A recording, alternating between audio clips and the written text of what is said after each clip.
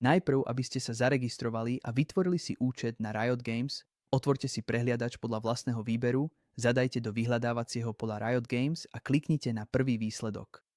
Teraz otvorte prvý odkaz. Keď sme už na stránke, kliknite na prihlásiť sa a potom dole, kde je vytvoriť účet, na to kliknite.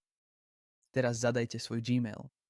Potom môžeme Riot požiadať, aby nám posielal novinky o hrách alebo čomkoľvek inom. Môžeme ich zaškrtnúť alebo nechať nezaškrtnuté, ak chcete dostávať e-maily o novinkách. Teraz kliknite na toto tlačidlo. Teraz si skontrolujte Gmail, pretože Riot vám pošle kód na overenie vášho Gmailu.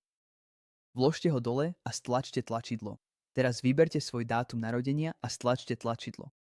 Teraz zadajte meno, ktoré budete používať na prihlásenie do účtu a potom stlačte tlačidlo. Teraz si vytvorte heslo a zopakujte ho v poli potvrdiť heslo. Potom stlačte toto tlačidlo. Teraz prejdite nadol a prečítajte si podmienky používania, pretože ich nemôžeme prijať, ak si ich neprečítame. Teraz, prijatím podmienok, sme si vytvorili účet Riot Games. Teraz môžeme urobiť niekoľko vecí, napríklad ísť do nastavení, prejsť do svojho Gmailu a vložiť kód, ktorý poslal Riot a teraz sme sa dostali do nastavení.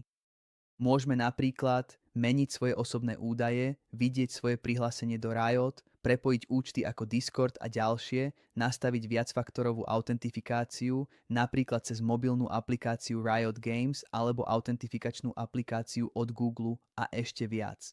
Je potrebné si vytvoriť Riot ID, ktoré budete potrebovať na pridávanie priateľov v hrách. Svoje Riot ID si môžete tiež zmeniť, ale na ďalšiu zmenu budete musieť určitý čas počkať.